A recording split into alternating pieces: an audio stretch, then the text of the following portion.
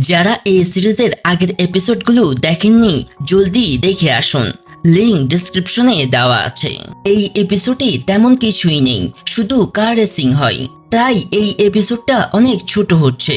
এপিসোডের শুরুতেই দেখা যায় সব কয়েদিরা খাচ্ছে। জিওনের কাছে একজন এসে জিজ্ঞেস করে, তোমার গাড়িটা কেমন? জিওন বলে, ভালো না, এমন কার দিয়ে রেস জেতা অসম্ভব। লোকটা হেসে বলে, তোমার গাড়ি তো দেখতে বেশ ভালোই।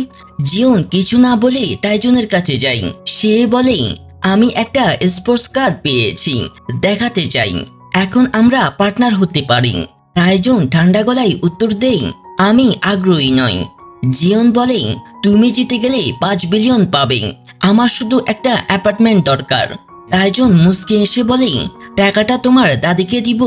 জিওন অবাক হয়ে জিজ্ঞেস করে, তুমি আমার দাদিকে চেনো? তাইজুন মাথা নেড়ে বলে, জেলে ওনার সঙ্গে দেখা হয়েছিল। আগের দৃশ্যটা মনে পড়ে, যেখানে বুড়ি মহিলার খাবার ফেলে দিয়েছিল তাইজুন। জিওন আনন্দে বলে ওঠে, তাহলে এটাই ভাগ্য, এখন আমাদের পার্টনার হতেই হবে। তাইজুন চারপাশে তাকিয়ে ফিসফিস করে বলে, লোকেরা আমাদেরকে দেখছে।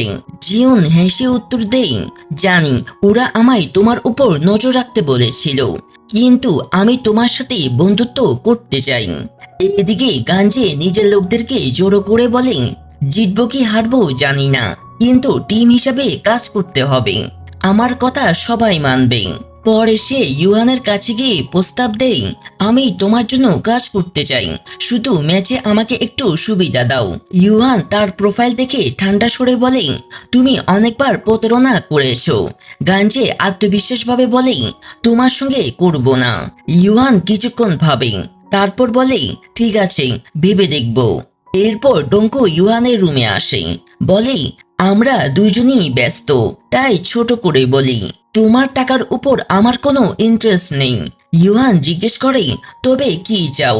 ডঙ্কু এক সৈনিকের দিকে ইঙ্গিত করে বলে, ওকে মারতে চাই।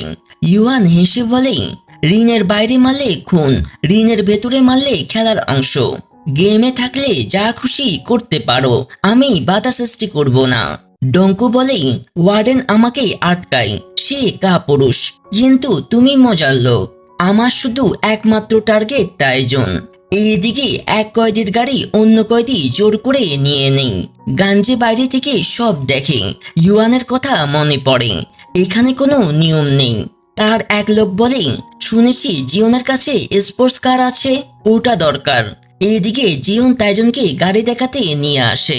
তাইজুন দেখে বলে, এটা তো আবর্জনা। জিওন প্রতিবাদ করে বলে, তোমার হিংসা হচ্ছে তাই না? তাইজুন বলে, ব্রেকটা চেক করা দরকার। ঠিক তখন বাইরে হইচই শুরু হয়। জিওন গিয়ে দেখে কয়েদিরা মারামারি করে গাড়ি ছিনিয়ে নিচ্ছে। গাঞ্জে তার দিকে আসছে। জিওন দৌড়ে ভিতরে ঢুকি দরজা বন্ধ করে চিৎকার করে, তাইজুন গাড়ি স্টার্ট করো। তাইজুন স্টার্ট দেয়, গাড়ি চলে। তারা গাঞ্জেকে ধাক্কা দিয়ে পালায়। রাস্তায় তারা ডঙ্কুর সঙ্গে পড়ে। জিওন ভয় পেয়ে বলে, ওরা আমাদেরকে দেখেছে। ডঙ্কু নিজের গাড়ি স্টার্ট করে তারা শুরু করে। গাঞ্জেও গাড়ি নিয়ে আসে, কিন্তু ডঙ্কুর লোকেরা সামনে এসে তাকে আটকে দেয়। গাঞ্জে তাদের গাড়িতে ধাক্কা মেরে পালায়। অন্যদিকে ডঙ্কু তাইজুনকে ধরার চেষ্টা করে। দীর্ঘ তারা শেষে ডঙ্কু গাড়িতে ধাক্কা মারে। তাইজুন ও জিওন বিপদে পড়ে। ডঙ্কু আবার পুরো গতিতে গাড়ি চালিয়ে মারতে আসে, কিন্তু গাঞ্জে হঠাৎ এসে বাধা দেয়। তবে সে তাইজুনকে বাঁচাতে আসেনি, ডঙ্কুকে আক্রমণ করতে এসেছিল। ইউহান মনিটরে সব দেখছে। সৈন্যরা লড়াই থামিয়ে দেয়। ডঙ্কিও রেগে বলে, তাদেরকে আটকাচ্ছ কেন, মজা লাগছে তো। ইউহান ঠান্ডাভাবে বলে, এখন লড়লে আহত হবে, পরে রেসে নামতেই পারবে না। জিওন গাড়ি ঠিক করার চেষ্টা করে, কিন্তু বিস্ফোরণের আশঙ্কা দেখে তাইজুন তাকে সরিয়ে নেয়। গাড়ি ব্লাস্ট করে।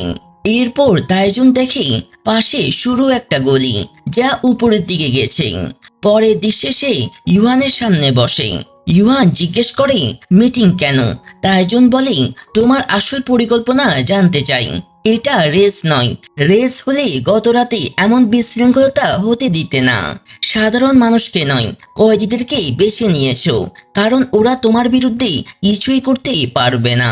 ইউয়ান হেসে বলে, তুমি বেশ চালাক। তাইজুন জিজ্ঞেস করে, সব করেছো কেন? ইউহান নির্লজ্জভাবে বলে, মজার জন্য। তাইজুন বলে, তুমি কি চাও? তাইজুন বলে, তোমার কাছে তো শুধু অ্যালকোহল আছে। ইউহান এক মেয়েকে ডেকে ভিটামিন আনতে বলে।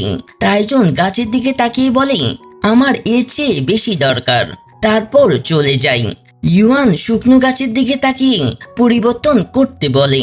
তাইজুন গ্যারেজে গিয়ে কিছু বানাতে থাকে। পরের দৃশ্যে সবাই খেতে বসেছে।